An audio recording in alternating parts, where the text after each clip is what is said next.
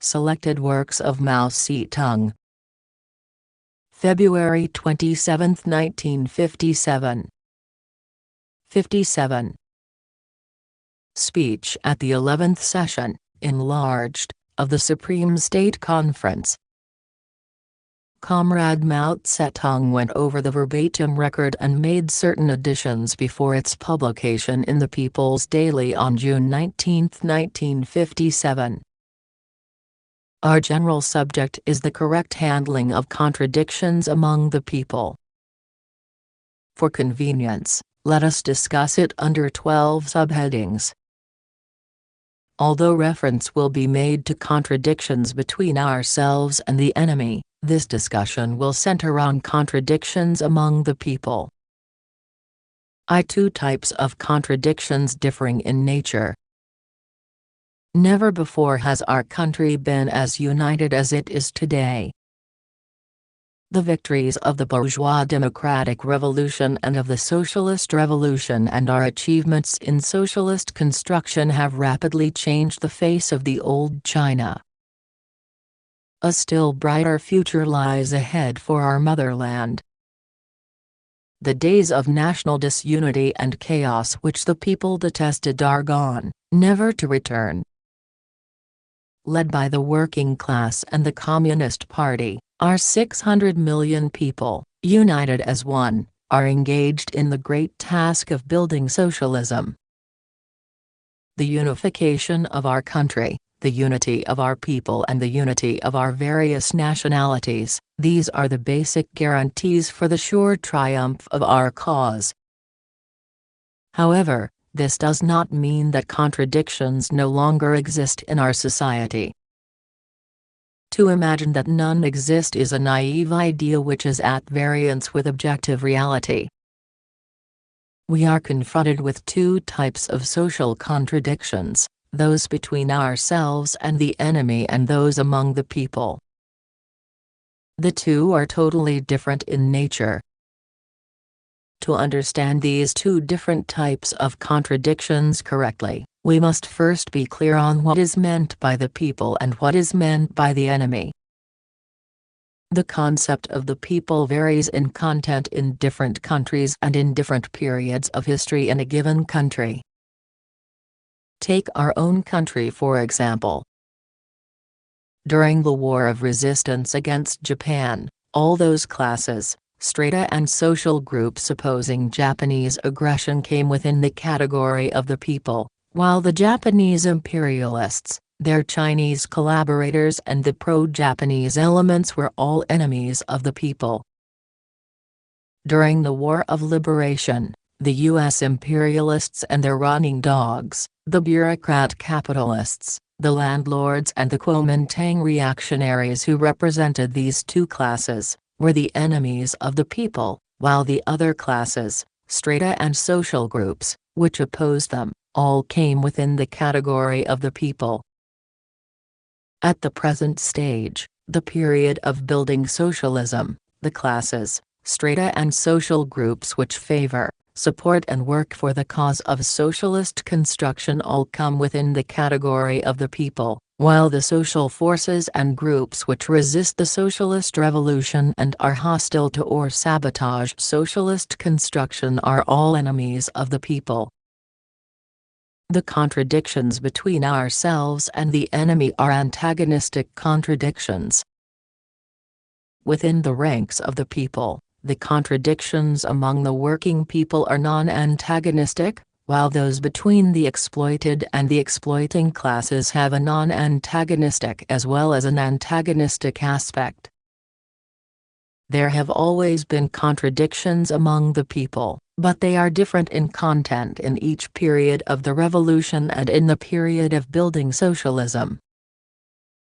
In the conditions prevailing in China today, the contradictions among the people comprise the contradictions within the working class, the contradictions within the peasantry, the contradictions within the intelligentsia, the contradictions between the working class and the peasantry, the contradictions between the workers and peasants on the one hand and the intellectuals on the other, the contradictions between the working class and other sections of the working people on the one hand and the national bourgeoisie on the other, the contradictions within the national bourgeoisie, and so on. Our people's government is one that genuinely represents the people's interests. It is a government that serves the people. Nevertheless, there are still certain contradictions between this government and the people. These include the contradictions between the interests of the state and the interests of the collective on the one hand and the interests of the individual on the other, between democracy and centralism, between the leadership and the led, and the contradictions arising from the bureaucratic style of work of some of the state personnel in their relations with the masses. All these are also contradictions among the people. Generally speaking, the fundamental identity of the people's interests underlies the contradictions among the people. In our country, the contradiction between the working class and the national bourgeoisie comes under the category of contradictions among the people. By and large, the class struggle between the two is a class struggle within the ranks of the people, because the Chinese national bourgeoisie has a dual character. In the period of the bourgeois democratic revolution, it had both a revolutionary and a conciliationist side to its character. In the period of the socialist revolution, exploitation of the working class for profit constitutes one side of the character of the national bourgeoisie, while its support of the constitution and its willingness to accept socialist transformation constitute the other. The national bourgeoisie differs from the imperialists, the landlords and the bureaucrat capitalists. The contradiction between the national bourgeoisie and the working class is one between exploiter and exploited, and is by nature antagonistic. But in the concrete conditions of China, this antagonistic contradiction between the two classes, if properly handled, can be transformed into a non-antagonistic one and be resolved by peaceful methods. However, the contradiction between the working class and the national bourgeoisie will change into a contradiction between ourselves and the enemy if we do not handle it properly and do not follow the policy of uniting with, criticizing and educating the national bourgeoisie, or if the national bourgeoisie does not accept this policy of ours. Since they are different in nature, the contradictions between ourselves and the enemy and the contradictions among the people must be resolved by different methods. To put it briefly, the former entail drawing a clear distinction between ourselves and the enemy, and the latter entail drawing a clear distinction between right and wrong. It is of course true that the distinction between ourselves and the enemy is also one of right and wrong. For example, the question of who is in the right, we or the domestic and foreign reactionaries, the imperialists, the feudalists and bureaucrat capitalists, is also one of right and wrong, but it is in a different category from questions of right and wrong among the people. Our state is a people's democratic dictatorship led by the working class and based on the worker-peasant alliance. What is this dictatorship for? Its first function is internal, namely, to suppress the reactionary classes and elements and those exploiters who resist the socialist revolution, to suppress those who try to wreck our socialist construction, or in other words, to resolve the contradictions between ourselves and the internal enemy. For instance, to arrest, try and sentence certain counter-revolutionaries, and to deprive landlords and bureaucrat capitalists of their right to vote and their freedom of speech for a certain period of time. All this comes within the scope of our dictatorship. To maintain public order and safeguard the interests of the people, it is necessary to exercise dictatorship as well over thieves, swindlers, murderers, arsonists, criminal gangs and other scoundrels who seriously disrupt public order. The second function of this dictatorship is to protect our country from subversion and possible aggression by external enemies. In such contingencies, it is the task of this dictatorship to resolve the contradiction between ourselves and the external enemy. The aim of this dictatorship is to protect all our people so that they can devote themselves to peaceful labor and make China a socialist country with modern industry, modern agriculture, and modern science and culture. Who is to exercise this dictatorship? Naturally, the working class and the entire people under its leadership. Dictatorship does not apply within the ranks of the people.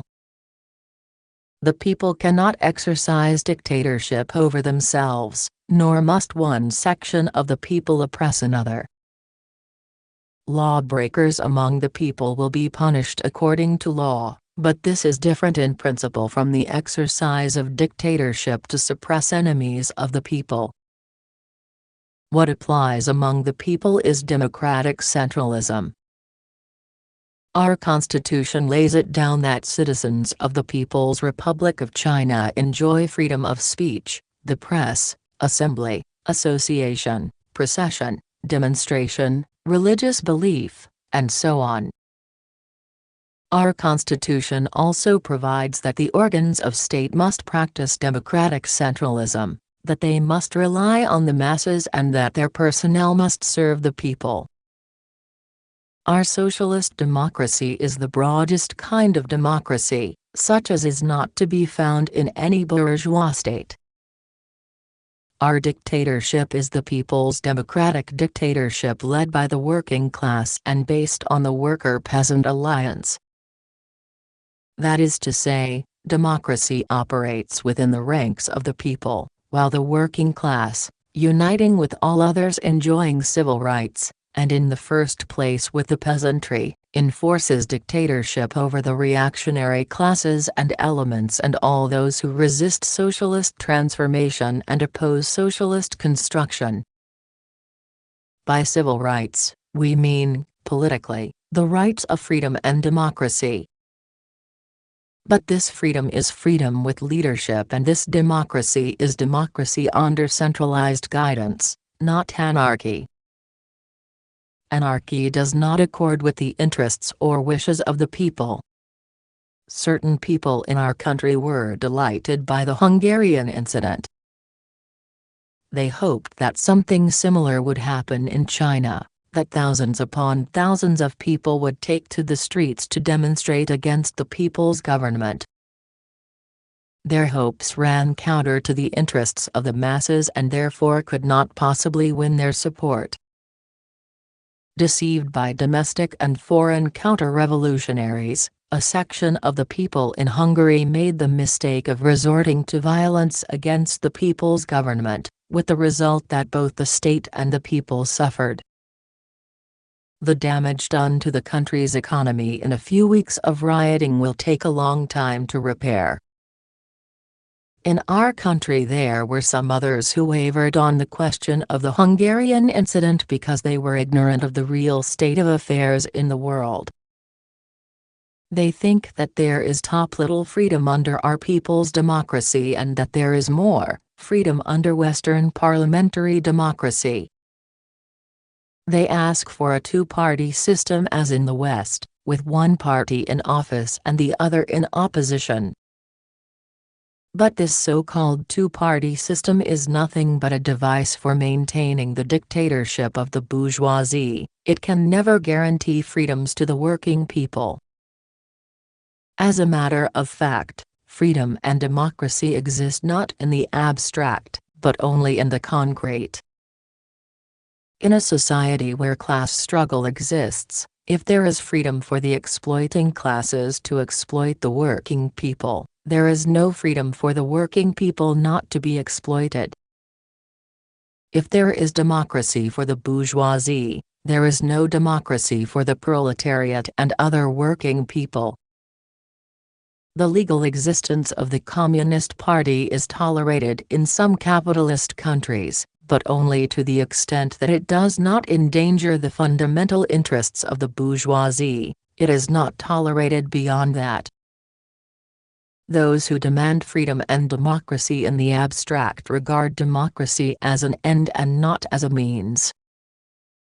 Democracy as such sometimes seems to be an end, but it is in fact only a means. Marxism teaches us that democracy is part of the superstructure and belongs to the realm of politics.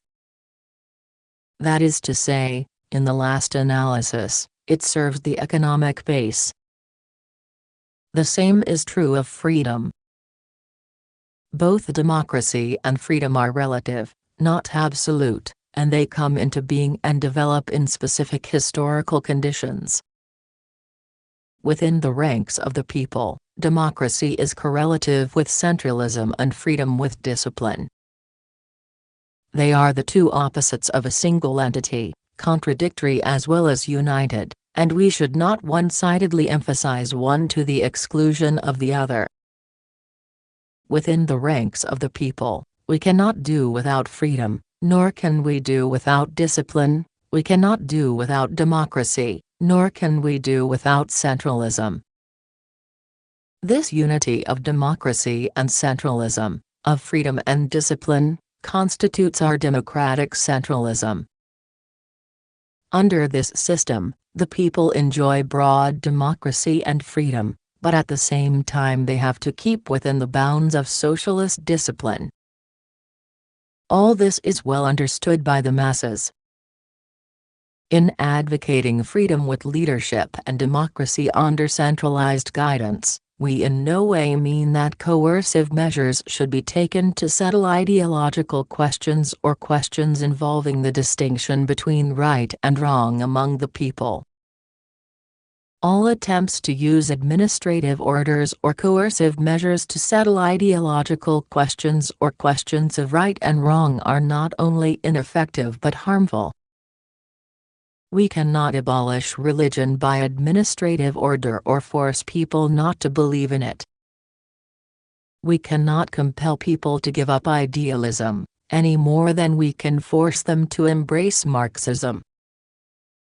The only way to settle questions of an ideological nature or controversial issues among the people is by the democratic method, the method of discussion, criticism, persuasion and education, and not by the method of coercion or repression. To be able to carry on their production and studies effectively and to lead their lives in peace and order, the people want their government and those in charge of production and of cultural and educational organizations to issue appropriate administrative regulations of an obligatory nature. It is common sense that without them the maintenance of public order would be impossible. Administrative regulations and the method of persuasion and education complement each other in resolving contradictions among the people. In fact, administrative regulations for the maintenance of public order must be accompanied by persuasion and education, for in many cases regulations alone will not work. This democratic method of resolving contradictions among the people was epitomized in 1942 in the formula unity, criticism, unity.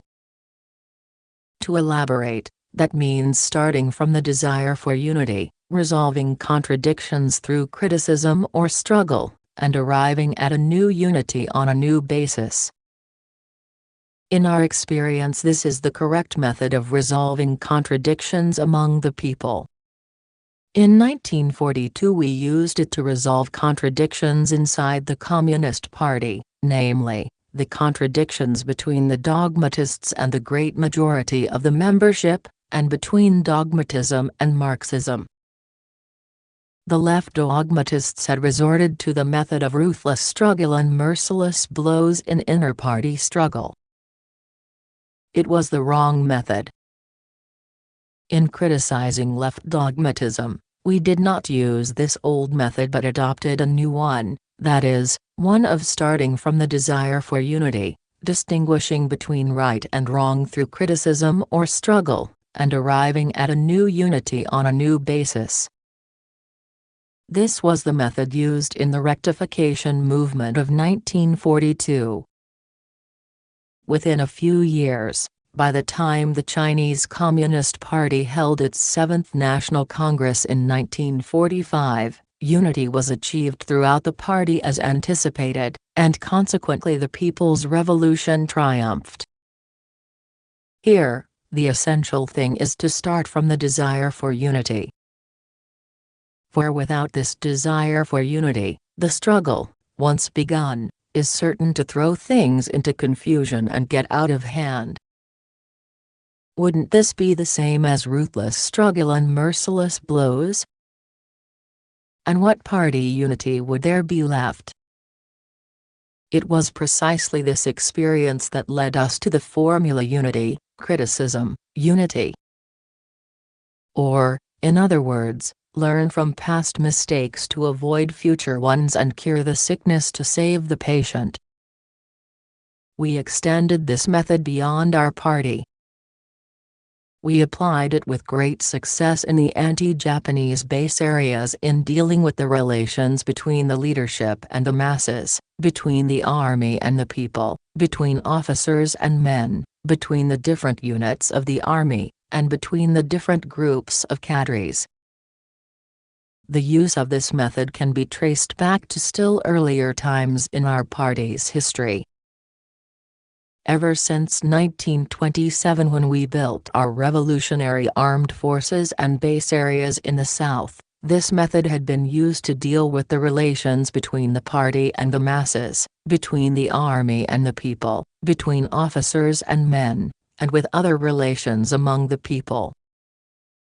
The only difference was that during the anti-Japanese war we employed this method much more consciously. And since the liberation of the whole country, we have employed this same method of unity, criticism, unity in our relations with the democratic parties and with industrial and commercial circles.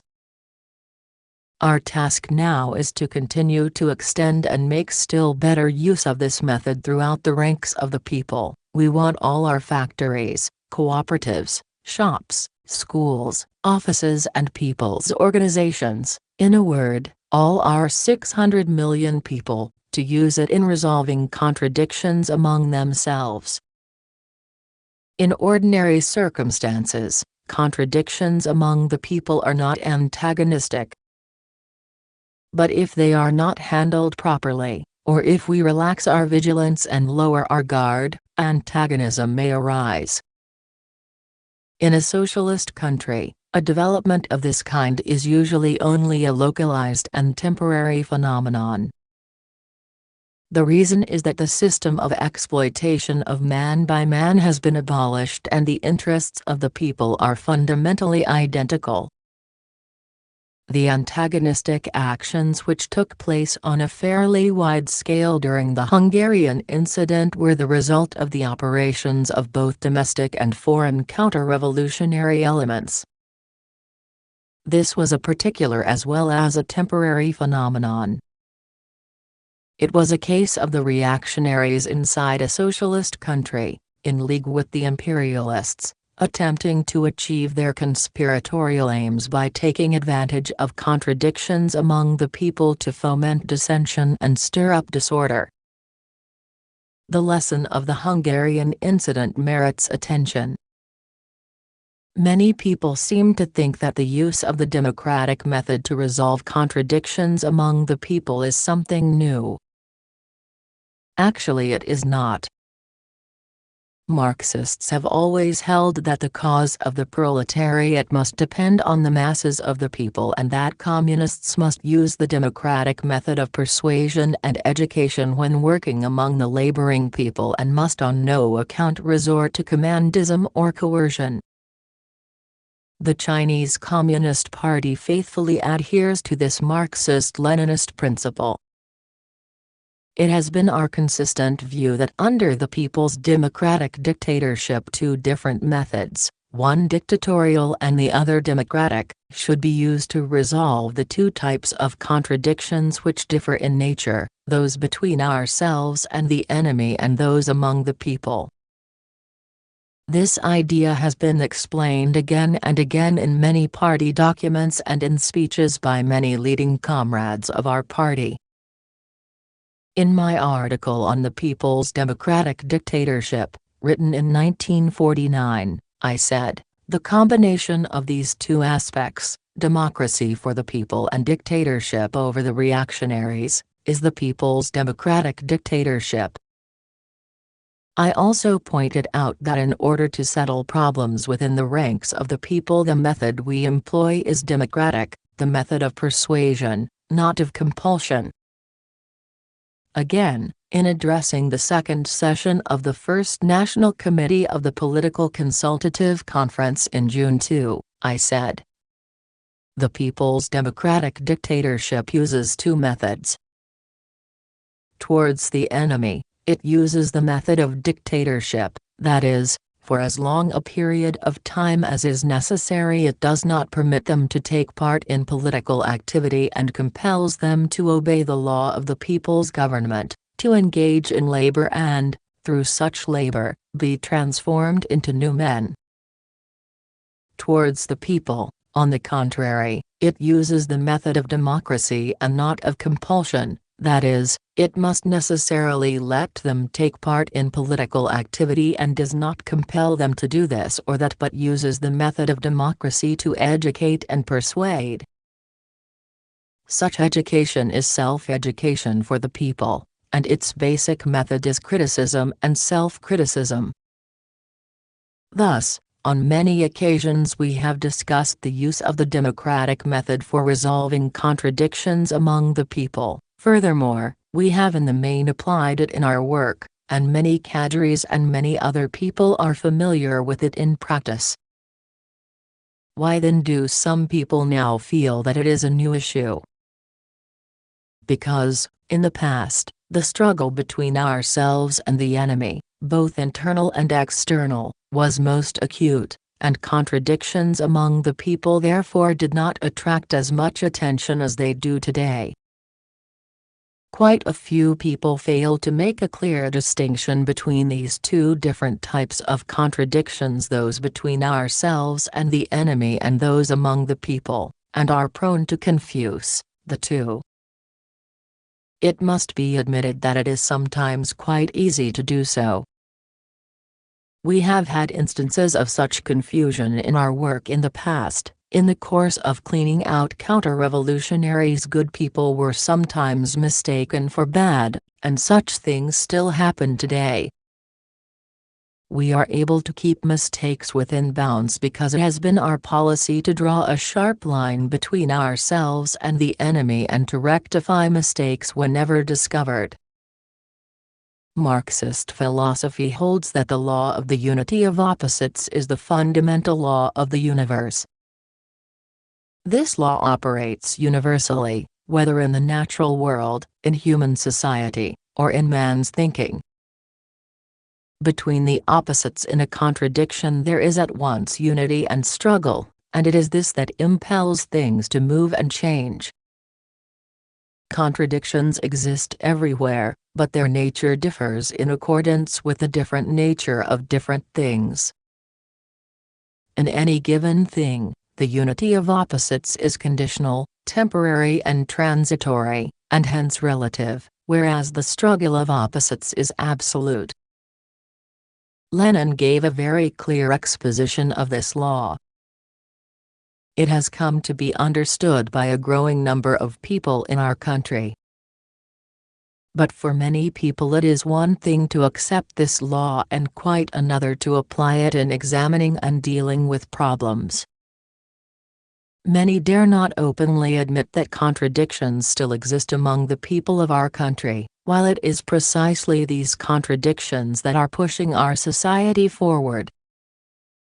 Many do not admit that contradictions still exist in socialist society, with the result that they become irresolute and passive when confronted with social contradictions. They do not understand that socialist society grows more united and consolidated through the ceaseless process of correctly handling and resolving contradictions.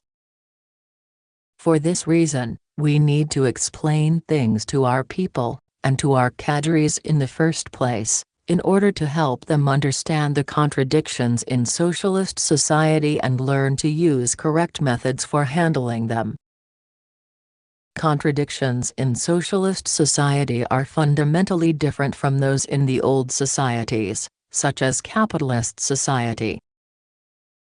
In capitalist society, contradictions find expression in acute antagonisms and conflicts, in sharp class struggle. They cannot be resolved by the capitalist system itself and can only be resolved by socialist revolution. The case is quite different with contradictions in socialist society. On the contrary, they are not antagonistic and can be ceaselessly resolved by the socialist system itself. In socialist society, the basic contradictions are still those between the relations of production and the productive forces and between the superstructure and the economic base. However, they are fundamentally different in character and have different features from the contradictions between the relations of production and the productive forces and between the superstructure and the economic base in the old societies. The present social system of our country is far superior to that of the old days. If it were not so, the old system would not have been overthrown and the new system could not have been established. In saying that the socialist relations of production correspond better to the character of the productive forces than did the old relations of production, we mean that they allow the productive forces to develop at a speed unattainable in the old society, so that production can expand steadily and increasingly meet the constantly growing needs of the people. Under the rule of imperialism, feudalism and bureaucrat capitalism, the productive forces of the old China grew very slowly. For more than 50 years before liberation, China produced only a few tens of thousands of tons of steel a year, not counting the output of the northeastern provinces. If these provinces are included, the peak annual steel output only amounted to a little over 900,000 tons. In 1949, the national steel output was a little over 100,000 tons. Yet now, a mere 7 years after the liberation of our country, steel output already exceeds 4 million tons. In the old China, there was hardly any machine-building industry, to say nothing of the automobile and aircraft industries. Now we have all three. When the people overthrew the rule of imperialism, feudalism and bureaucrat capitalism, many were not clear as to which way China should head, towards capitalism or towards socialism. Facts have now provided the answer: only socialism can save China. The socialist system has promoted the rapid development of the productive forces of our country, a fact even our enemies abroad have had to acknowledge. But our socialist system has only just been set up, it is not yet fully established or fully consolidated. In joint state-private industrial and commercial enterprises, capitalists still get a fixed rate of interest on their capital, that is to say, exploitation still exists. So far as ownership is concerned, these enterprises are not yet completely socialist in nature. A number of our agricultural and handicraft producers' cooperatives are still semi-socialist, while even in the fully socialist cooperatives certain specific problems of ownership remain to be solved. Relations between production and exchange in accordance with socialist principles are being gradually established within and between all branches of our economy, and more appropriate forms are being sought. The problem of the proper relation of accumulation to consumption within each of the two sectors of the socialist economy, the one where the means of production are owned by the whole people and the other where the means of production are owned by the collective, and the problem of the proper relation of accumulation to consumption between the two sectors themselves are complicated problems for which it is not easy to work out a perfectly rational solution all at once. To sum up, socialist relations of production have been established and are in correspondence with the growth of the productive forces, but these relations are still far from perfect, and this imperfection stands in contradiction to the growth of the productive forces. Apart from correspondence as well as contradiction between the relations of production and the growth of the productive forces, there is correspondence as well as contradiction between the superstructure and the economic base. The superstructure, comprising the state system and laws of the people's democratic dictatorship and the socialist ideology guided by Marxism-Leninism, plays a positive role in facilitating the victory of socialist transformation and the socialist way of organizing labor. It is in correspondence with the socialist economic base, that is, with socialist relations of production. But the existence of bourgeois ideology, a certain bureaucratic style of work in our state organs and defects in some of the links in our state institutions are in contradiction with the socialist economic base. We must continue to resolve all such contradictions in the light of our specific conditions.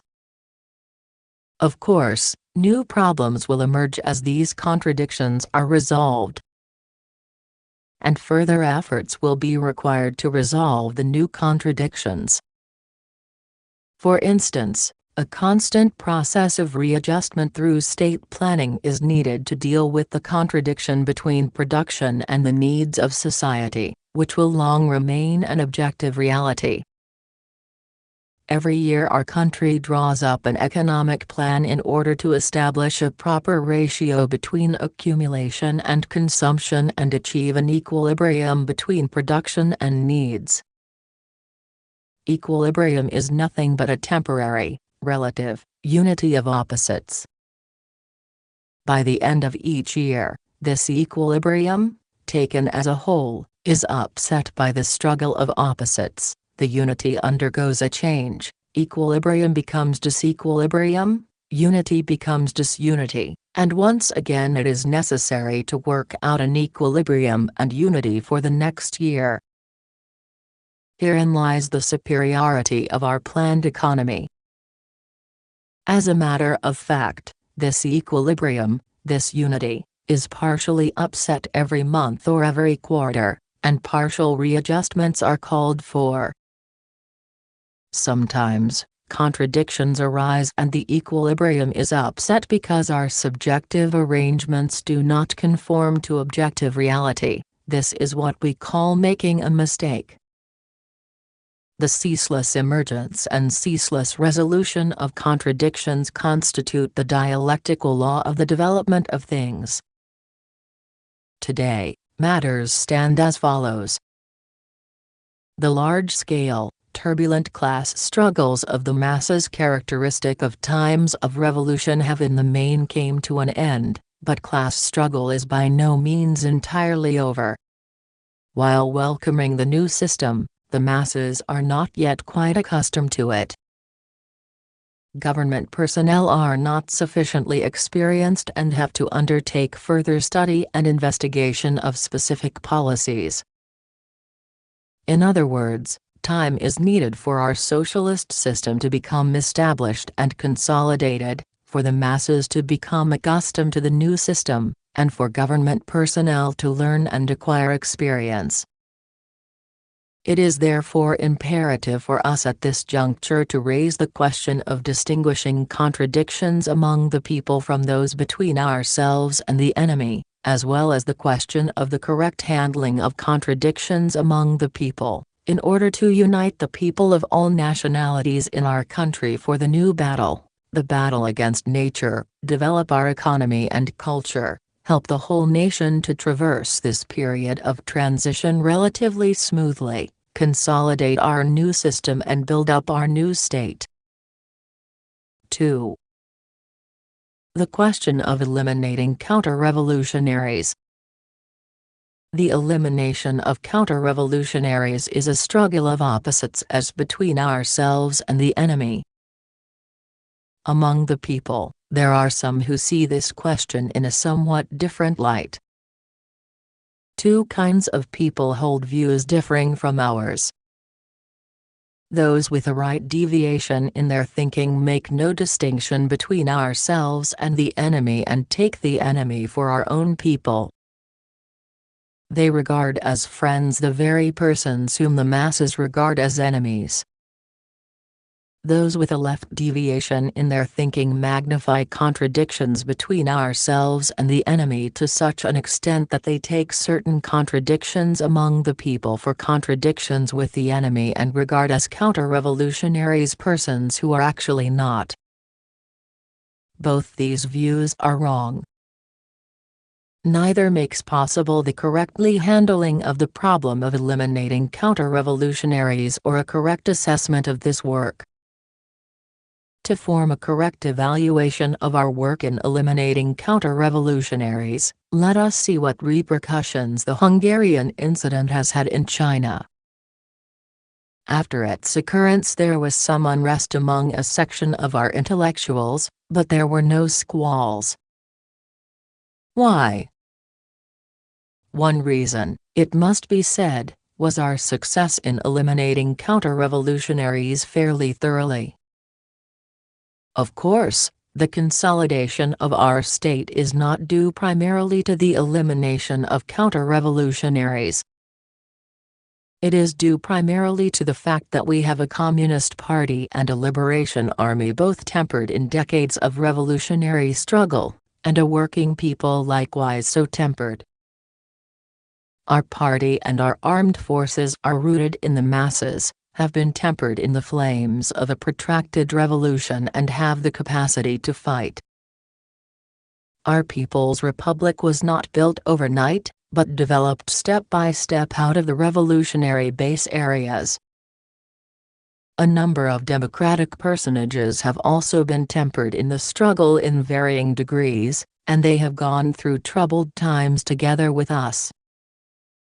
Some intellectuals were tempered in the struggles against imperialism and reaction. Since liberation, many have gone through a process of ideological remolding aimed at enabling them to distinguish clearly between ourselves and the enemy. In addition, the consolidation of our state is due to the fact that our economic measures are basically sound, that the people's life is secure and steadily improving, that our policies towards the national bourgeoisie and other classes are correct, and so on. Nevertheless, our success in eliminating counter-revolutionaries is undoubtedly an important reason for the consolidation of our state. For all these reasons, with few exceptions, our college students are patriotic and support socialism and did not give way to unrest during the Hungarian incident, even though many of them come from families of non-working people. The same was true of the national bourgeoisie, to say nothing of the basic masses, the workers and peasants. After liberation, we rooted out a number of counter-revolutionaries. Some were sentenced to death for major crimes. This was absolutely necessary, it was the demand of the masses, and it was done to free them from long years of oppression by the counter-revolutionaries and all kinds of local tyrants, in other words, to liberate the productive forces. If we had not done so, the masses would not have been able to lift their heads. Since 1956, however, there has been a radical change in the situation. In the country as a whole, the bulk of the counter-revolutionaries have been cleared out. Our basic task has changed from unfettering the productive forces to protecting and expanding them in the context of the new relations of production.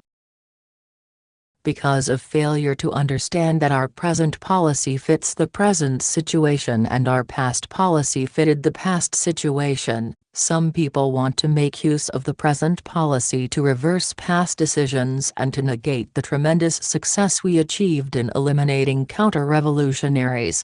This is completely wrong, and the masses will not permit it. In our work of eliminating counter-revolutionary, successes were the main thing, but there were also mistakes. In some cases there were excesses and in others counter-revolutionaries slipped through our net. Our policy is, counter-revolutionaries must be eliminated wherever found, mistakes must be corrected whenever discovered. Our line in the work of eliminating counter-revolutionaries is the mass line. Of course, even with the mass line, mistakes may still occur, but they will be fewer and easier to correct. The masses gain experience through struggle. From the things done correctly they gain the experience of how things are done correctly. From the mistakes made they gain the experience of how mistakes are made. Wherever mistakes have been discovered in the work of eliminating counter-revolutionaries, steps have been or are being taken to correct them. Those not yet discovered will be corrected as soon as they come to light. Exoneration or rehabilitation should be made known as widely as were the original wrong decisions. I propose that a comprehensive review of the work of eliminating counter-revolutionaries be made this year or next to sum up experience, promote justice and counter unjust attacks. Nationally, this review should be in the charge of the standing committees of the National People's Congress and of the National Committee of the Political Consultative Conference and, locally, in the charge of the People's Councils and the committees of the Political Consultative Conference in the provinces and municipalities. In this review, we must help the large numbers of cadres and activists involved in the work, and not pour cold water on them. It would not be right to dampen their spirits. Nonetheless, wrongs must be righted when discovered. This must be the attitude of all the public security organs, the procurators' offices and the judicial departments, prisons and agencies charged with the reform of criminals through labor.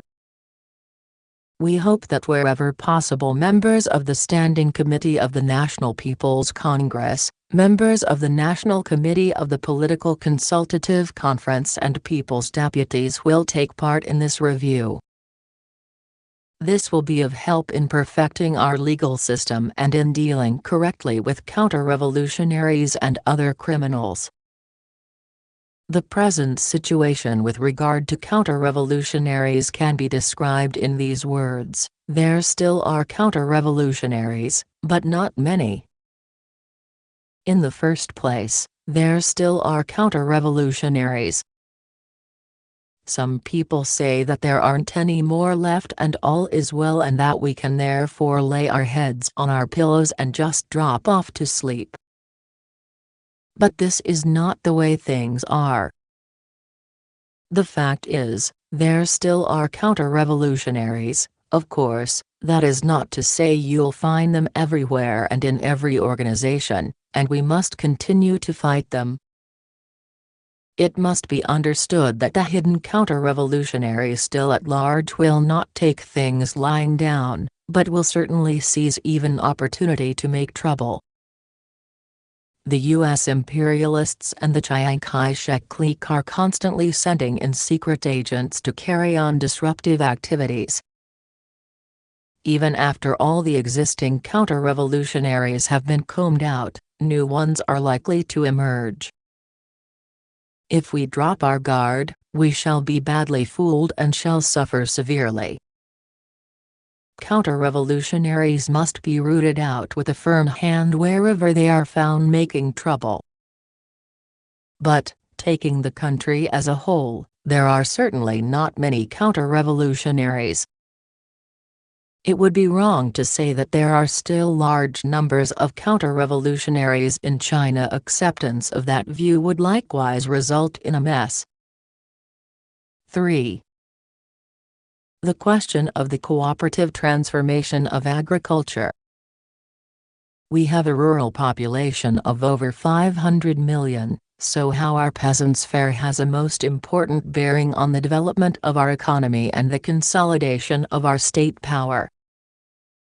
In my view, the situation is basically sound. The cooperative transformation of agriculture has been successfully accomplished, and this has resolved the great contradiction in our country between socialist industrialization and the individual peasant economy. As the cooperative transformation of agriculture was completed so rapidly, some people were worried and wondered whether something untoward might occur. There are indeed some faults, but fortunately they are not serious, and on the whole the movement is healthy. The peasants are working with a will, and last year there was an increase in the country's grain output despite the worst floods, droughts and gales in years. Now there are people who are stirring up a miniature typhoon. They are saying that cooperation is no good, that there is nothing superior about it. Is cooperation superior or not? Among the documents distributed at today's meeting there is one about the Wang Kuo Fan Cooperative in Zhenhua County, Hebei Province, which I suggest you read. This cooperative is situated in a hilly region which was very poor in the past and which for a number of years depended on relief grain from the people's government. When the cooperative was first set up in 1953, people called it the Paupers Co-op. But it has become better off year by year, and now, after 4 years of hard struggle, most of its households have reserves of grain. What was possible for this cooperative should also be possible for others to achieve under normal conditions in the same length of time or a little longer. Clearly there are no grounds for saying that something has gone wrong with agricultural cooperation. It is also clear that it takes hard struggle to build cooperatives. New things always have to experience difficulties and setbacks as they grow.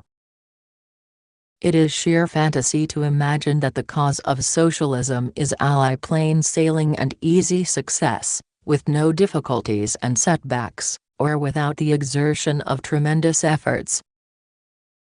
Who are the active supporters of the cooperatives?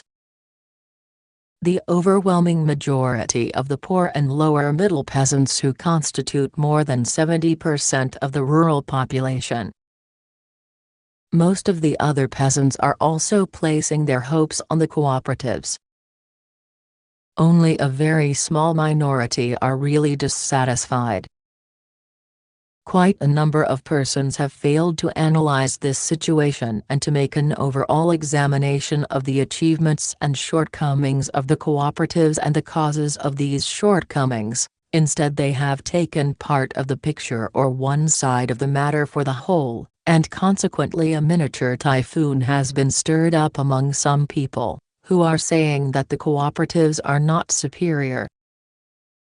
How long will it take to consolidate the cooperatives and for this talk about their not being superior to wind up?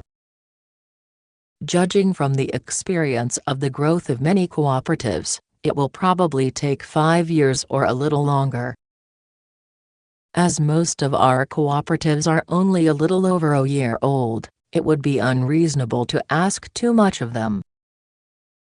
In my view, we will be doing well enough if the cooperatives can be consolidated during the second 5-year plan after being established in the first. The cooperatives are now in the process of gradual consolidation. There are certain contradictions that remain to be resolved, such as those between the state and the cooperatives and those in and between the cooperatives themselves. To resolve these contradictions we must pay constant attention to the problems of production and distribution. On the question of production, the cooperative economy must be subject to the unified economic planning of the state, while retaining a certain flexibility and independence that do not run counter to the state's unified plan or its policies, laws and regulations. At the same time, every household in a cooperative must comply with the overall plan of the cooperative or production team to which it belongs, though it may make its own appropriate plans in regard to land allotted for personal needs and to other individually operated economic undertakings. On the question of distribution, we must take the interests of the state, the collective and the individual into account.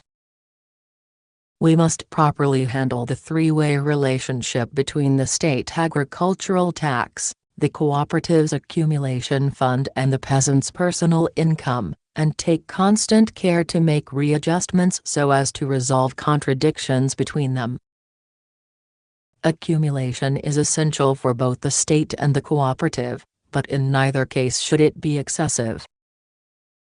We should do everything possible to enable the peasants in normal years to raise their personal incomes annually through increased production. Many people say that the peasants lead a hard life. Is this true? In one sense it is. That is to say, because the imperialists and their agents oppressed and exploited us for over a century, ours is an impoverished country and the standard of living not only of our peasants but of our workers and intellectuals is still low. We will need several decades of strenuous effort gradually to raise the standard of living of our people as a whole.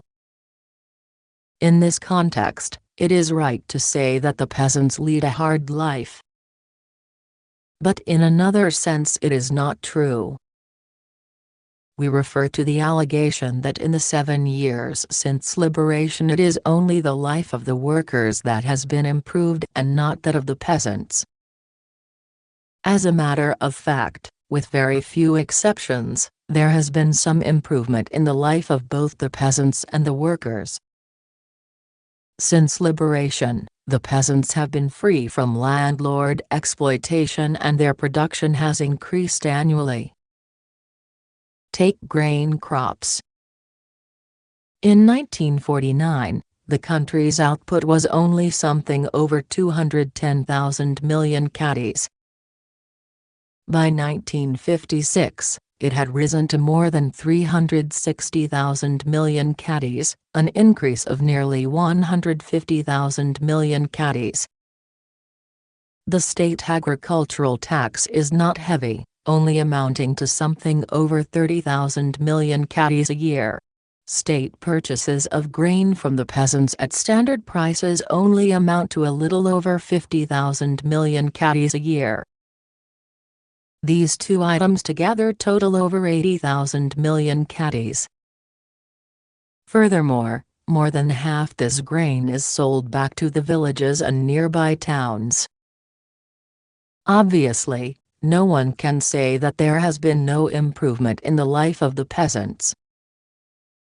In order to help agriculture to develop and the cooperatives to become consolidated, we are planning to stabilize the total annual amount of the grain tax plus the grain purchased by the state at somewhat more than 80,000 million caddies within a few years. In this way, the small number of grain-deficient households still found in the countryside will stop being short. All peasant households, except some raising industrial crops, will either have grain reserves or at least become self-sufficient. There will no longer be poor peasants in the countryside, and the standard of living of the entire peasantry will reach or surpass the middle peasant's level. It is not right simply to compare a peasant's average annual income with a worker's and jump to the conclusion that one is too low and the other too high. Since the labor productivity of the workers is much higher than that of the peasants and the latter's cost of living is much lower than that of workers in the cities, the workers cannot be said to have received special favors from the state. the wages of a small number of workers and some state personnel are in fact a little too high. The peasants have reason to be dissatisfied with this, and it is necessary to make certain appropriate adjustments according to specific circumstances. 4. The question of the industrialists and businessmen. With regard to the transformation of our social system, the year 1956 saw the conversion of privately owned industrial and commercial enterprises into joint state-private enterprises, as well as the cooperative transformation of agriculture and handicrafts. The speed and smoothness of this conversion were closely bound up with our treating the contradiction between the working class and the national bourgeoisie as a contradiction among the people. Has this class contradiction been completely resolved? No, not yet. That will take a considerable period of time. However, some people say the capitalists have been so remolded that they are now not very different from the workers and that further remolding is unnecessary. Others go so far as to say that the capitalists are even better than the workers. Still others ask, if remolding is necessary, why isn't it necessary for the working class? Are these opinions correct? Of course not. In the building of a socialist society, everybody needs remolding, the exploiters and also the working people.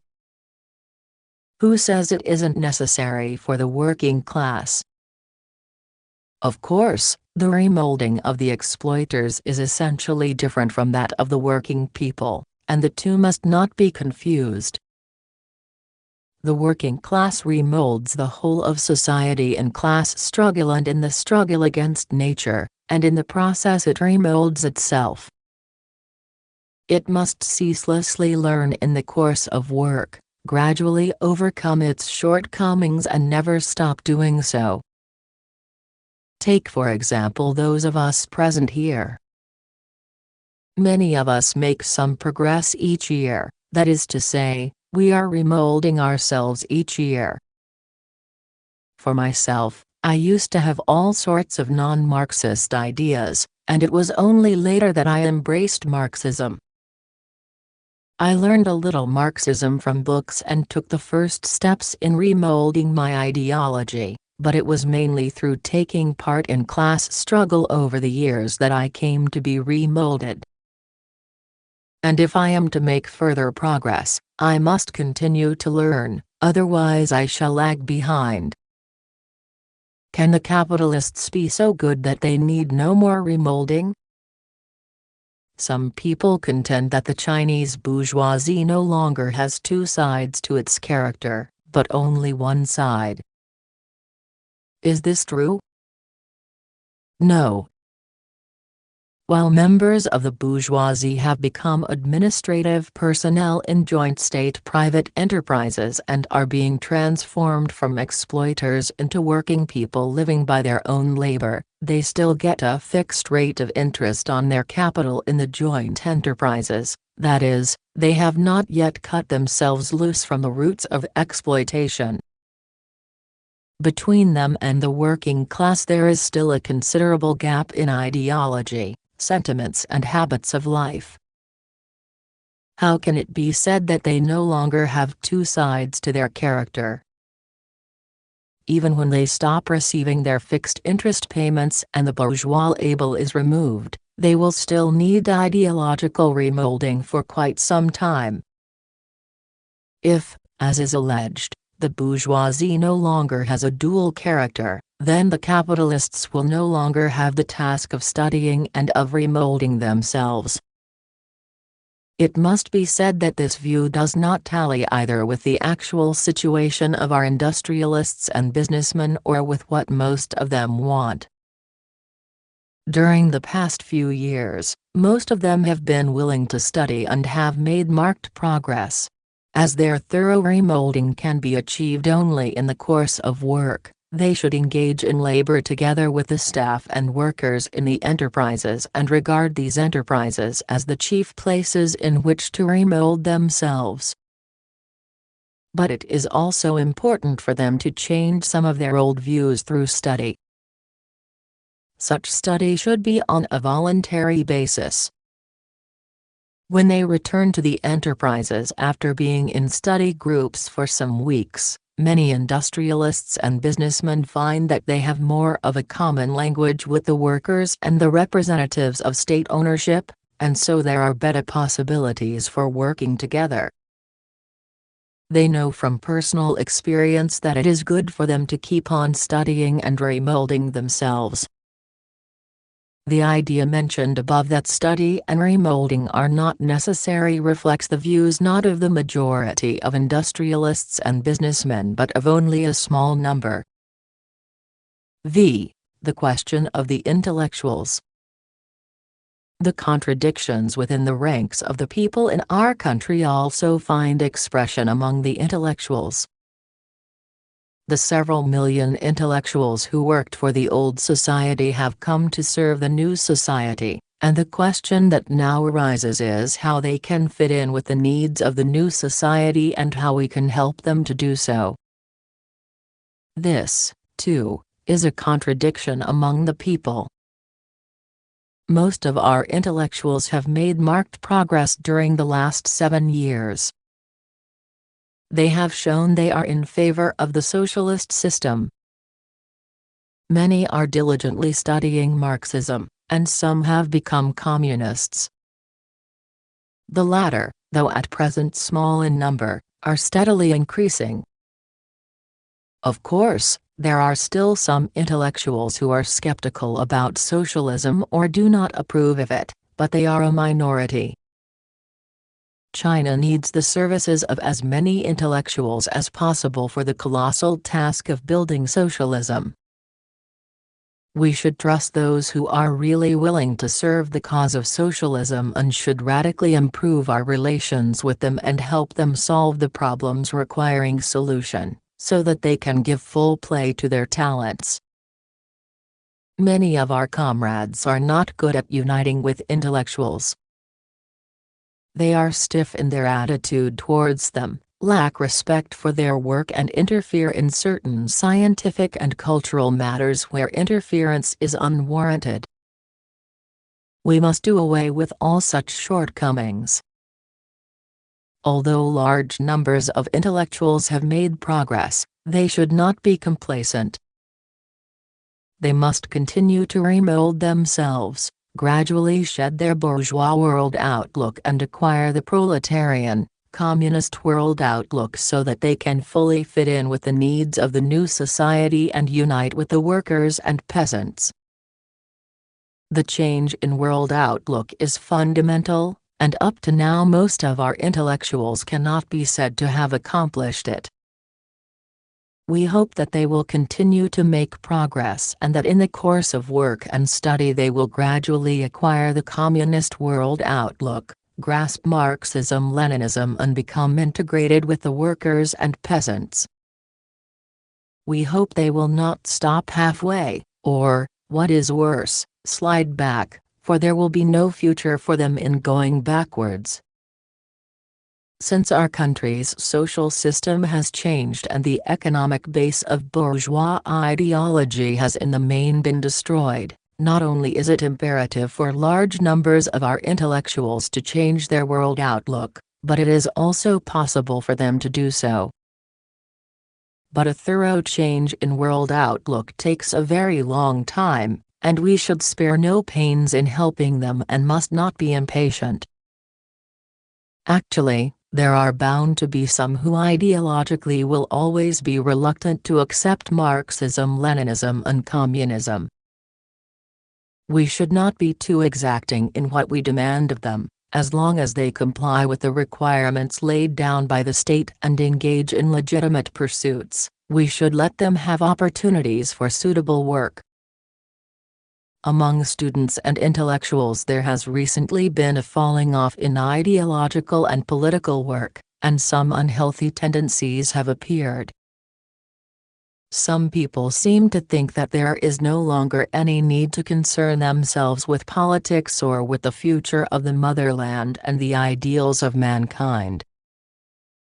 It seems as if Marxism, once all of the rage, is currently not so much in fashion. To counter these tendencies, we must strengthen our ideological and political work. Both students and intellectuals should study hard. In addition to the study of their specialized subjects, they must make progress ideologically and politically, which means they should study Marxism, current events and politics.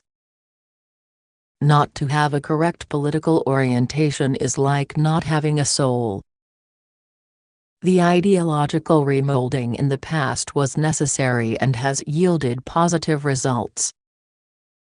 But it was carried on in a somewhat rough-and-ready fashion and the feelings of some people were hurt. This was not good. We must avoid such shortcomings in future. All departments and organizations should shoulder their responsibilities for ideological and political work. This applies to the Communist Party, the Youth League, government departments in charge of this work, and especially to heads of educational institutions and teachers. Our educational policy must enable everyone who receives an education to develop morally, intellectually and physically and become a worker with both socialist consciousness and culture. We must spread the idea of building our country through diligence and thrift. We must help all our young people to understand that ours is still a very poor country, that we cannot change this situation radically in a short time, and that only through decades of united effort by our younger generation and all our people, working with their own hands, can China be made prosperous and strong. The establishment of our socialist system has opened the road leading to the ideal society of the future, but to translate this ideal into reality needs hard work. Some of our young people think that everything ought to be perfect once a socialist society is established and that they should be able to enjoy a happy life ready-made, without working for it. This is unrealistic. The question of the minority nationalities. The minority nationalities in our country number more than 30 million. Although they constitute only 6% of the total population, they inhabit extensive regions which comprise 50 to 60% of China's total area. It is thus imperative to foster good relation between the Han people and the minority nationalities. The key to this question lies in overcoming Han chauvinism. At the same time, efforts should also be made to overcome local nationality chauvinism, wherever it exists among the minority nationalities. Both Han chauvinism and local nationality chauvinism are harmful to the unity of the nationalities. They represent one kind of contradiction among the people which should be resolved. We have already done some work to this end. In most of the areas inhabited by minority nationalities there has been considerable improvement in the relations between the nationalities, but a number of problems remain to be solved. In some areas, both Han chauvinism and local nationality chauvinism still exist to a serious degree, and this demands full attention. As a result of the efforts of the people of all nationalities over the last few years, democratic reforms and socialist transformation have in the main been completed in most of the minority nationality areas. Democratic reforms have not yet been carried out in Tibet because conditions are not ripe. According to the 17-article agreement reached between the Central People's Government and the local government of Tibet, the reform of the social system must be carried out, but the timing can only be decided when the great majority of the people of Tibet and the local leading public figures consider it opportune, and one should not be impatient. it has now been decided not to proceed with democratic reforms in Tibet during the period of the second five-year plan. Whether to proceed with them in the period of the third five-year plan can only be decided in the light of the situation at the time. 7. Overall consideration and proper arrangement. By overall consideration we mean consideration that embraces the 600 million people of our country. In drawing up plans, handling affairs or thinking over problems, we must proceed from the fact that China has a population of 600 million, and we must never forget this fact. Why do we make a point of this? Is it possible that there are people who are still unaware that we have a population of 600 million? Of course, everyone knows this, but when it comes to actual practice, some people forget all about it and act as though the fewer the people, the smaller the circle, the better. Those who have this small circle mentality abhor the idea of bringing every positive factor into play, of uniting with everyone who can be united with, and of doing everything possible to turn negative factors into positive ones so as to serve the great cause of building a socialist society. I hope these people will take a wider view and fully recognize that we have a population of 600 million, that this is an objective fact, and that it is an asset for us. Our large population is a good thing, but of course it also involves certain difficulties. Construction is going ahead vigorously on all fronts and very successfully too, but in the present transition period of tremendous social change there are still many difficult problems. Progress and at the same time difficulties, this is a contradiction. However, not only should all such contradictions be resolved, but they definitely can be. Our guiding principle is overall consideration and proper arrangement. Whatever the problem, whether it concerns food, natural calamities, employment, education, the intellectuals, the united front of all patriotic forces, the minority nationalities, or anything else, we must always proceed from the standpoint of overall consideration, which embraces the whole people, and must make the proper arrangement, after consultation with all the circles concerned, in the light of what is feasible at a particular time and place. On no account should we complain that there are too many people, that others are backward, that things are troublesome and hard to handle, and close the door on them. Do I mean to say that the government alone must take care of everyone and everything? Of course not. In many cases, they can be left to the direct care of the public organizations or the masses. Both are quite capable of devising many good ways of handling them. This also comes within the scope of the principle of overall consideration and pro-arrangement. We should give guidance on this to the public organizations and the people everywhere. 8.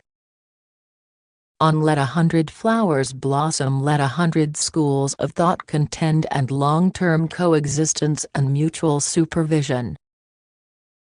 Let 100 flowers blossom, let 100 schools of thought contend and long-term coexistence and mutual supervision. How did these slogans come to be put forward?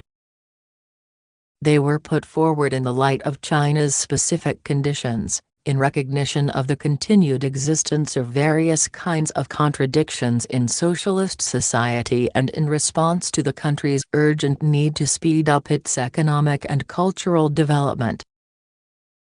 Letting 100 flowers blossom and 100 schools of thought contend is the policy for promoting progress in the arts and sciences and a flourishing socialist culture in our land.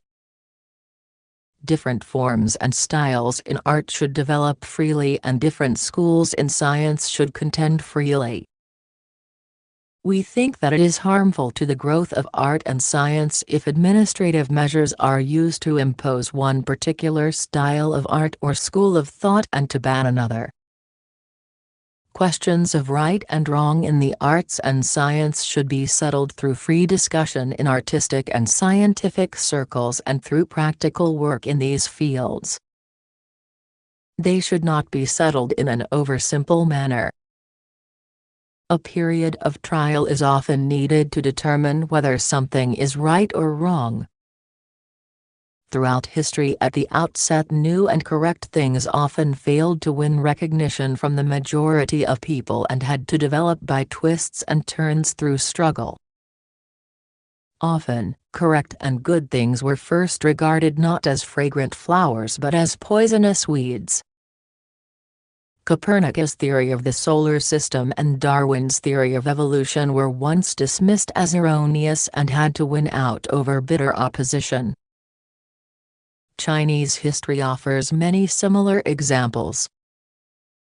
In a socialist society, the conditions for the growth of the new are radically different from and far superior to those in the old society. Nevertheless, it often happens that new, rising forces are held back and sound ideas stifled. Besides, even in the absence of their deliberate suppression, the growth of new things may be hindered simply through lack of discernment. It is therefore necessary to be careful about questions of right and wrong in the arts and sciences, to encourage free discussion and avoid hasty conclusions. We believe that such an attitude will help ensure a relatively smooth development of the arts and sciences. Marxism, too, has developed through struggle. At the beginning, Marxism was subjected to all kinds of attack and regarded as a poisonous weed. This is still the case in many parts of the world. In the socialist countries, it enjoys a different position. But non-Marxist and, what is more, anti-Marxist ideologies exist even in these countries. In China, although socialist transformation has in the main been completed as regards the system of ownership, and although the large-scale, turbulent class struggles of the masses characteristic of times of revolution have in the main came to an end, there are still remnants of the overthrown landlord and comprador classes. There is still a bourgeoisie, and the remolding of the petty bourgeoisie has only just started. Class struggle is by no means over. The class struggle between the proletariat and the bourgeoisie, the class struggle between the various political forces, and the class struggle between the proletariat and the bourgeoisie in the ideological field will still be protracted and tortuous and at times even very sharp. The proletariat seeks to transform the world according to its own world outlook, and so does the bourgeoisie. In this respect, the question of which will win out, socialism or capitalism, is not really settled yet. Marxists remain a minority among the entire population as well as among the intellectuals. Therefore, Marxism must continue to develop through struggle. Marxism can develop only through struggle, and this is not only true of the past and the present, it is necessarily true of the future as well. What is correct invariably develops in the course of struggle with what is wrong. The true, the good and the beautiful always exist by contrast with the false, the evil and the ugly, and grow in struggle with them. As soon as something erroneous is rejected and a particular truth accepted by mankind, new truths begin to struggle with new errors. Such struggles will never end. This is the law of development of truth and, naturally, of Marxism. It will take a fairly long period of time to decide the issue in the ideological struggle between socialism and capitalism in our country.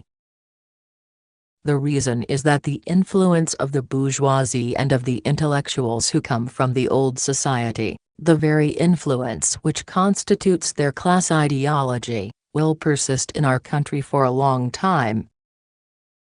If this is not understood at all or is insufficiently understood, the gravest of mistakes will be made and the necessity of waging struggle in the ideological field will be ignored.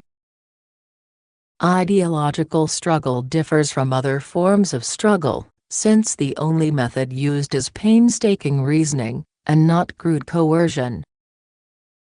Today, socialism is in an advantageous position in the ideological struggle.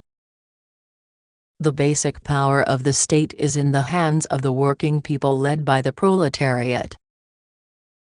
The Communist Party is strong and its prestige high. Although there are defects and mistakes in our work, every fair-minded person can see that we are loyal to the people, that we are both determined and able to build up our motherland together with them, and that we have already achieved great successes and will achieve still greater ones. The vast majority of the bourgeoisie and the intellectuals who come from the old society are patriotic and are willing to serve their flourishing socialist motherland. They know they will have nothing to fall back on and their future cannot possibly be bright if they turn away from the socialist cause and from the working people led by the Communist Party. People may ask, since Marxism is accepted as the guiding ideology by the majority of the people in our country, can it be criticized? Certainly it can. Marxism is scientific truth and fears no criticism. If it did, and if it could be overthrown by criticism, it would be worthless. In fact, aren't the idealists criticizing Marxism every day and in every way? And those who harbor bourgeois and petty bourgeois ideas and do not wish to change, aren't they also criticizing Marxism in every way? Marxists should not be afraid of criticism from any quarter.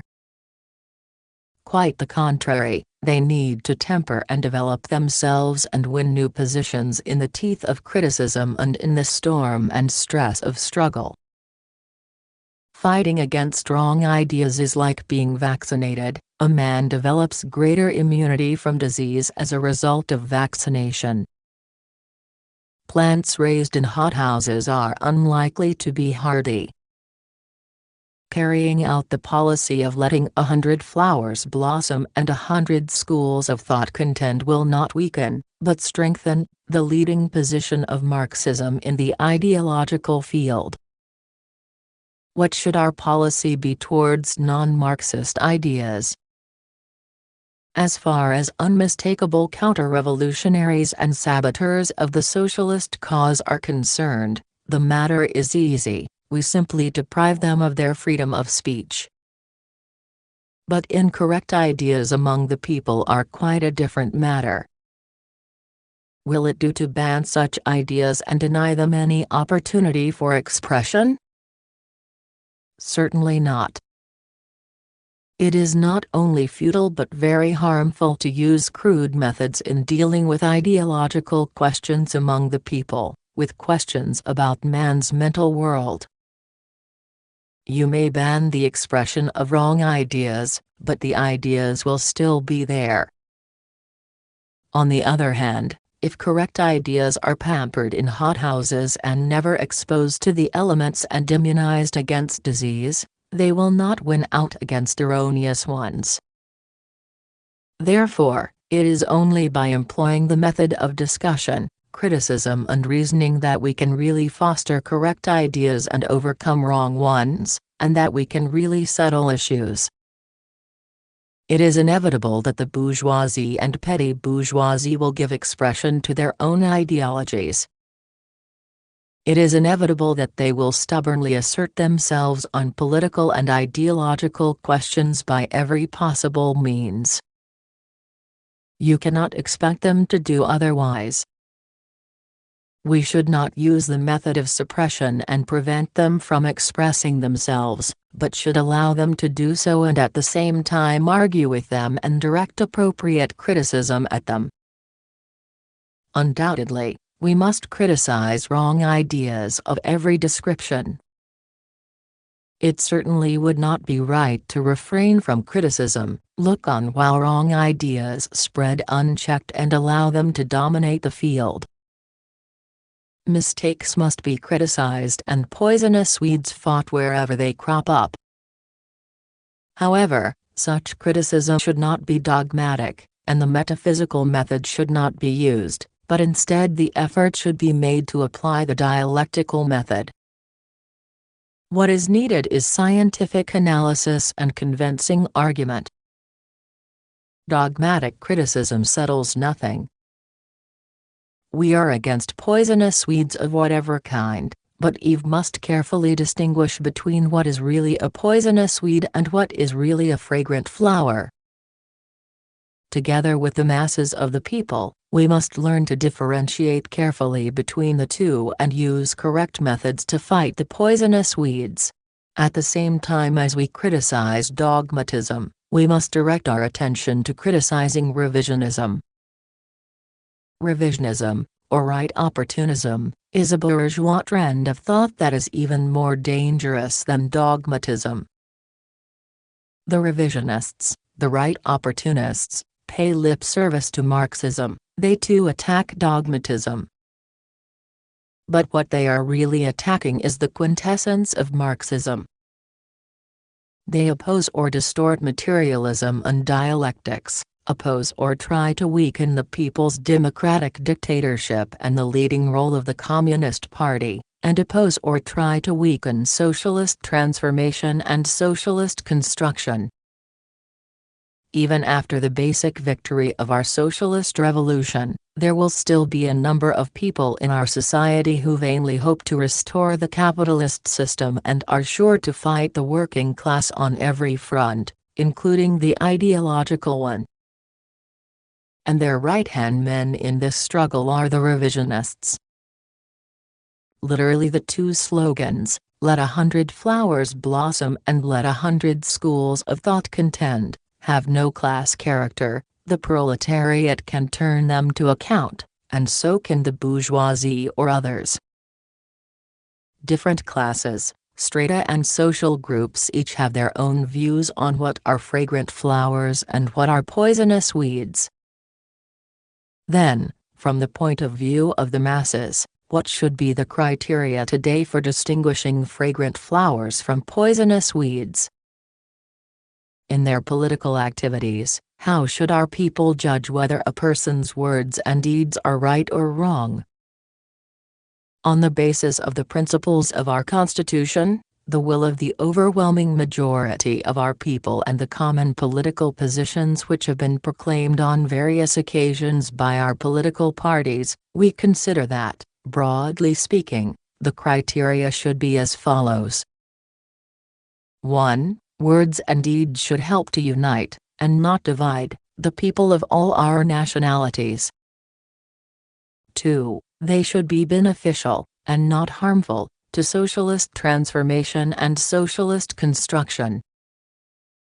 3. They should help to consolidate, and not undermine or weaken, the people's democratic dictatorship. 4. They should help to consolidate, and not undermine or weaken, democratic centralism. 5. They should help to strengthen, and not shake off or weaken, the leadership of the Communist Party.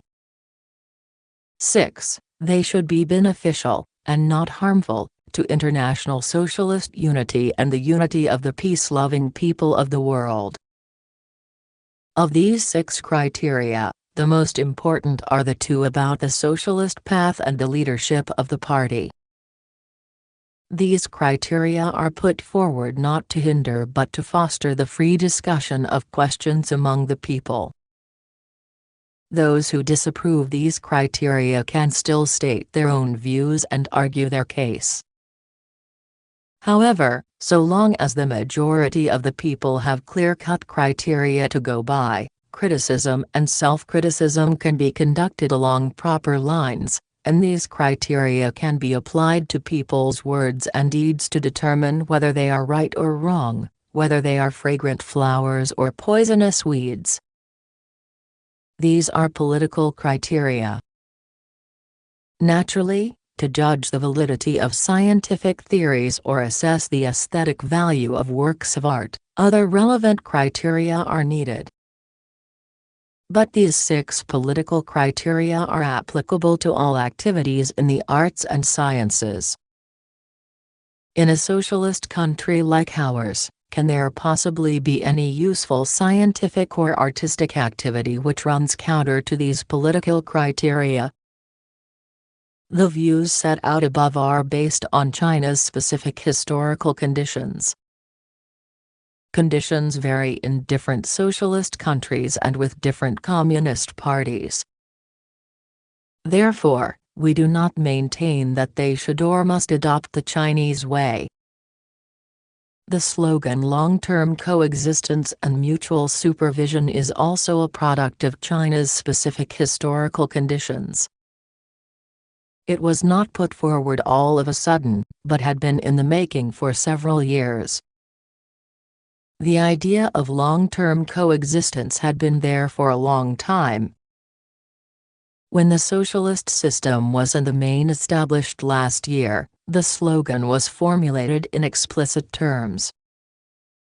Why should the bourgeois and petty bourgeois democratic parties be allowed to exist side by side with a party of the working class over a long period of time? Because we have no reason for not adopting the policy of long-term coexistence with all those political parties which are truly devoted to the task of uniting the people for the cause of socialism and which enjoy the trust of the people. As early as June 1950, at the second session of the First National Committee of the Political Consultative Conference, I put the matter in this way. The people and their government have no reason to reject anyone or deny him the opportunity of making a living and rendering service to the country, provided he is really willing to serve the people and provided he really helped and did a good turn when the people were faced with difficulties and keeps on doing good without giving up halfway. What I was discussing here was the political basis for the long-term coexistence of the various parties. It is the desire as well as the policy of the Communist Party to exist side by side with the Democratic parties for a long time to come. But whether the Democratic parties can long remain in existence depends not merely on the desire of the Communist Party but on how well they acquit themselves and on whether they enjoy the trust of the people. Mutual supervision among the various parties is also a long-established fact, in the sense that they have long been advising and criticizing each other. Mutual supervision is obviously not a one-sided matter. It means that the Communist Party can exercise supervision over the Democratic parties, and vice versa. Why should the Democratic parties be allowed to exercise supervision over the Communist Party? Because a party as much as an individual has great need to hear opinions different from its own. We all know that supervision over the Communist Party is mainly exercised by the working people and the party membership. But it augments the benefit to us to have supervision by the Democratic parties too. Of course, the advice and criticism exchanged by the Communist Party and the Democratic parties will play a positive supervisory role only when they conform to the 6 political criteria given above. Thus, we hope that in order to fit in with the needs of the new society, all the Democratic parties will pay attention to ideological remolding and strive for long-term coexistence with the Communist Party and mutual supervision. 9. On the question of disturbances created by small numbers of people. In 1956, small numbers of workers or students in certain places went on strike. The immediate cause of these disturbances was the failure to satisfy some of their demands for material benefits, of which some should and could have been met, while others were out of place or excessive and therefore could not be met for the time being. But a more important cause was bureaucracy on the part of the leadership. In some cases, the responsibility for such bureaucratic mistakes fell on the higher authorities, and those at the lower levels were not to blame. Another cause of these disturbances was lack of ideological and political education among the workers and students. The same year, in some agricultural cooperatives there were also disturbances created by a few of their members, and here too the main causes were bureaucracy on the part of the leadership and lack of educational work among the masses. It should be admitted that among the masses some are prone to pay attention to immediate, partial and personal interests and do not understand, or do not sufficiently understand, long-range, national and collective interests. Because of lack of political and social experience, quite a number of young people cannot readily see the contrast between the old China and the new, and it is not easy for them thoroughly to comprehend the hardships our people went through in the struggle to free themselves from the oppression of the imperialists and Kuomintang reactionaries, or the long years of hard work needed before a fine socialist society can be established. That is why we must constantly carry on lively and effective political education among the masses and should always tell them the truth about the difficulties that crop up and discuss with them how to surmount these difficulties. We do not approve of disturbances, because contradictions among the people can be resolved through the method of unity, criticism, unity, while disturbances are bound to cause some losses and are not conducive to the advance of socialism.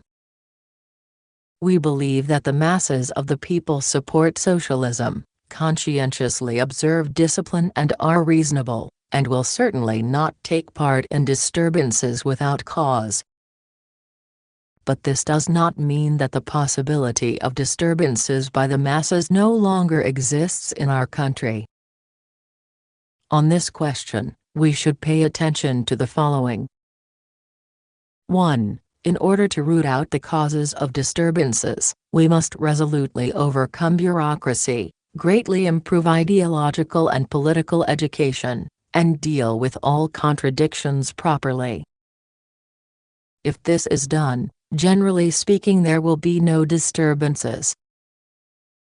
2. When disturbances do occur as a result of poor work on our part, then we should guide those involved onto the correct path, use the disturbances as a special means for improving our work and educating the cadres and the masses, and find solutions to those problems which were previously left unsolved. In handling any disturbance, we should take pains and not use oversimple methods, or hastily declare the matter closed. The ringleaders in disturbances should not be summarily expelled, except for those who have committed criminal offenses or are active counter-revolutionaries and have to be punished by law. In a large country like ours, there is nothing to get alarmed about if small numbers of people create disturbances. On the contrary, such disturbances will help us get rid of bureaucracy. There are also a small number of individuals in our society who, flouting the public interest, willfully break the law and commit crimes. They are apt to take advantage of our policies and distort them, and deliberately put forward unreasonable demands in order to incite the masses, or deliberately spread rumors to create trouble and disrupt public order. We do not propose to let these individuals have their way. On the contrary, proper legal action must be taken against them. Punishing them is the demand of the masses, and it would run counter to the popular will if they were not punished.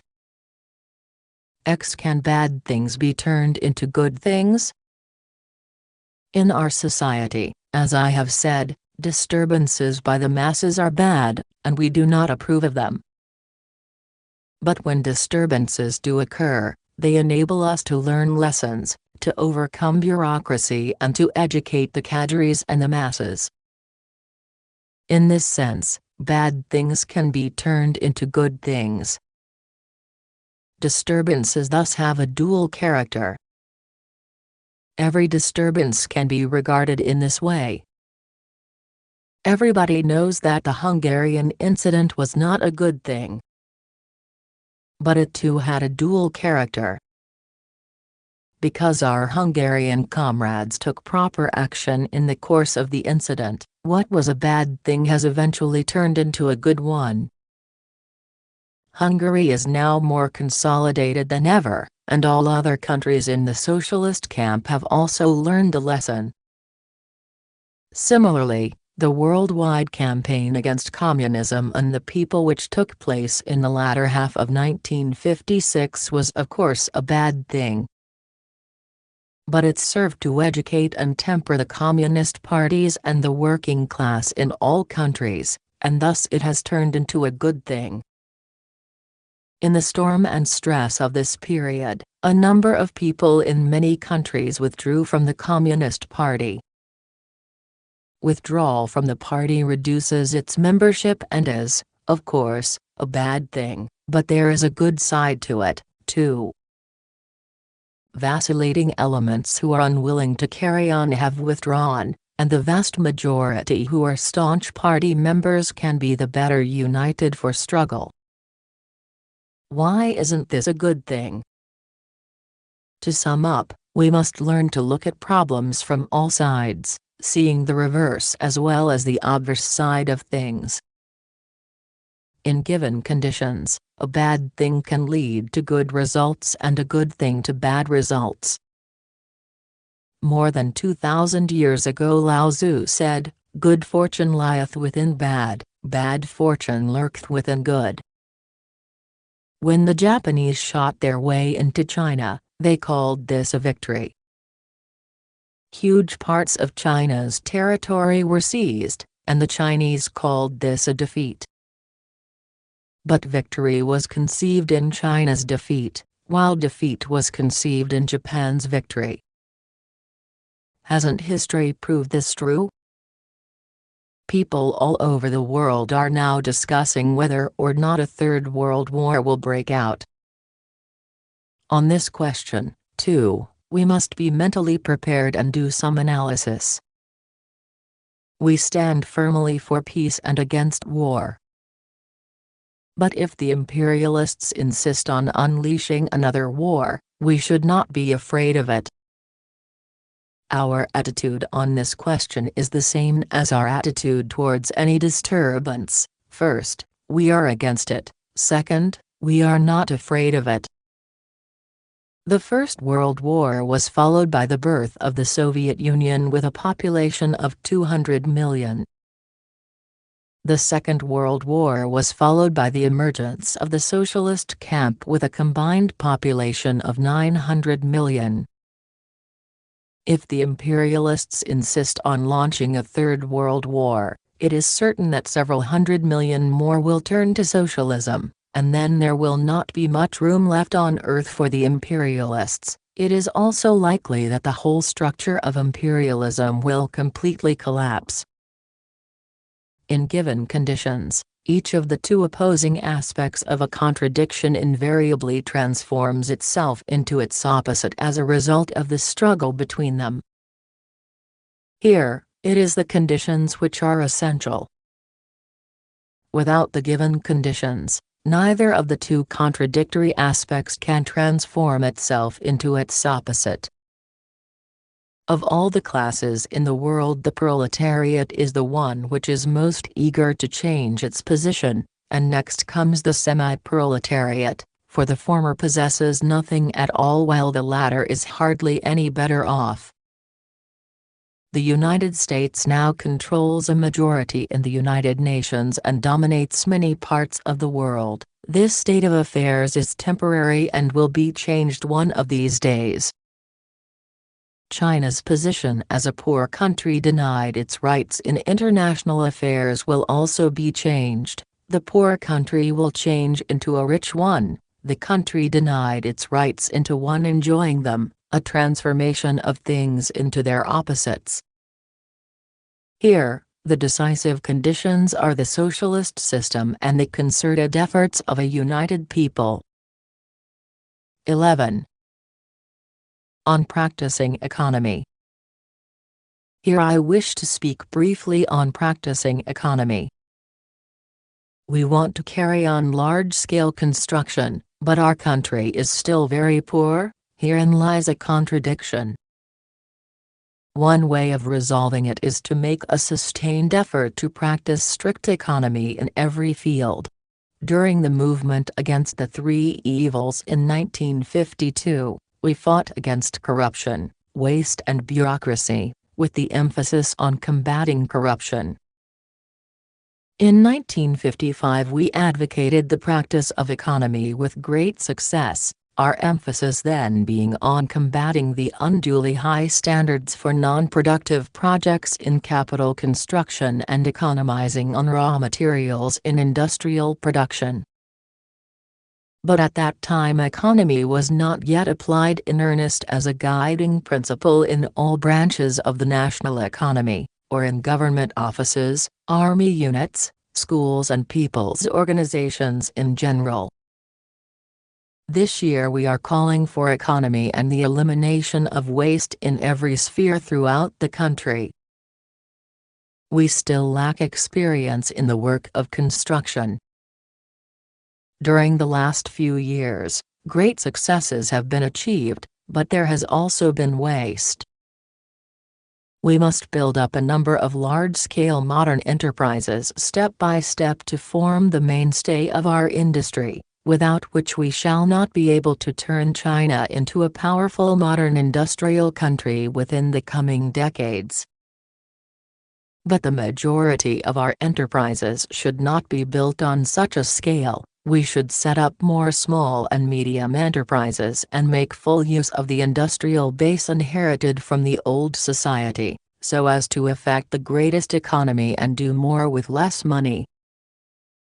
Good results have begun to appear in the few months since the principle of practicing strict economy and combating waste was put forward, in more emphatic terms than before, by the second plenary session of the 8th Central Committee of the Communist Party of China in November 1956. The present campaign for economy must be conducted in a thorough and sustained way. Like the criticism of any other fault or mistake, the fight against waste may be compared to washing one's face. Don't people wash their faces every day? The Chinese Communist Party, the Democratic parties, the Democrats with no party affiliation, the intellectuals, industrialists and businessmen, workers, peasants and handicraftsmen, in short, all our 600 million people, must strive for increased production and economy, and against extravagance and waste. This is of prime importance not only economically, but politically as well. A dangerous tendency has shown itself of late among many of our personnel, an unwillingness to share weal and woe with the masses, a concern for personal fame and gain. This is very bad. One way of overcoming it is to streamline our organizations in the course of our campaign to increase production and practice economy, and to transfer cadres to lower levels so that a considerable number will return to productive work. We must see to it that all our cadres and all our people constantly bear in mind that ours is a large socialist country but an economically backward and poor one, and that this is a very big contradiction. To make China prosperous and strong needs several decades of hard struggle, which means, among other things, pursuing the policy of building up our country through diligence and thrift, that is, practicing strict economy and fighting waste. 12. China's path to industrialization. In discussing our path to industrialization, we are here concerned principally with the relationship between the growth of heavy industry, light industry and agriculture. It must be affirmed that heavy industry is the core of China's economic construction. At the same time, full attention must be paid to the development of agriculture and light industry. As China is a large agricultural country, with over 80% of its population in the rural areas, agriculture must develop along with industry, for only thus can industry secure raw materials and a market, and only thus is it possible to accumulate more funds for building a powerful heavy industry. Everyone knows that light industry is closely tied up with agriculture. Without agriculture there can be no light industry. But it is not yet so clearly understood that agriculture provides heavy industry with an important market. This fact, however, will be more readily appreciated as gradual progress in the technical transformation and modernization of agriculture calls for more and more machinery, fertilizer, water conservancy and electric power projects and transport facilities for the farms, as well as fuel and building materials for the rural consumers. During the period of the second and third five-year plans, the entire national economy will benefit if we can achieve an even greater growth in our agriculture and thus induce a correspondingly greater development of light industry. As agriculture and light industry develop, heavy industry, assured of its market and funds, will grow faster. Hence what may seem to be a slower pace of industrialization will actually not be so slow, and indeed may even be faster.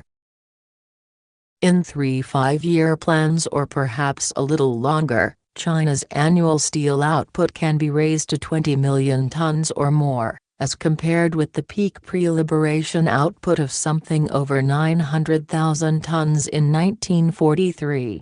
This will gladden the people in both town and country. I do not propose to dwell on economic questions today. With barely 7 years of economic construction behind us, we still lack experience and need to accumulate it. Neither had we any experience in revolution when we first started, and it was only after we had taken a number of tumbles and acquired experience that we won nationwide victory. What we must now demand of ourselves is to gain experience in economic construction in a shorter period of time than it took us to gain experience in revolution, and not to pay as high a price for it. Some price we will have to pay, but we hope it will not be as high as that paid during the period of revolution. We must realize that there is a contradiction here, the contradiction between the objective laws of economic development of a socialist society and our subjective cognition of them, which needs to be resolved in the course of practice. This contradiction also manifests itself as a contradiction between different people, that is, a contradiction between those in whom the reflection of these objective laws is relatively accurate and those in whom the reflection is relatively inaccurate. This, too, is a contradiction among the people. Every contradiction is an objective reality, and it is our task to reflect it and resolve it in as nearly correct a fashion as we can. In order to turn China into an industrial country, we must learn conscientiously from the advanced experience of the Soviet Union. The Soviet Union has been building socialism for 40 years, and its experience is very valuable to us. Let us ask, who designed and equipped so many important factories for us? Was it the United States? Or Britain? No, neither the one nor the other. Only the Soviet Union was willing to do so, because it is a socialist country and our ally. In addition to the Soviet Union, the fraternal countries in East Europe have also given us some assistance. It is perfectly true that we should learn from the good experience of all countries, socialist or capitalist. About this there is no argument. But the main thing is still to learn from the Soviet Union. Now there are two different attitudes towards learning from others. One is the dogmatic attitude of transplanting everything, whether or not it is suited to our conditions. This is no good. The other attitude is to use our heads and learn those things which suit our conditions, that is, to absorb whatever experience is useful to us. That is the attitude we should adopt. To strengthen our solidarity with the Soviet Union, to strengthen our solidarity with all the socialist countries, this is our fundamental policy, this is where our basic interests lie. Then there are the Asian and African countries and all the peace-loving countries and peoples. We must strengthen and develop our solidarity with them. United with these two forces, we shall not stand alone. As for the imperialist countries, we should unite with their people and strive to coexist peacefully with those countries, do business with them and prevent a possible war. But under no circumstances should we harbor any unrealistic notions about them. Notes. 1. Lao Tzu, Chapter 58. Selected works of Mao Zedong.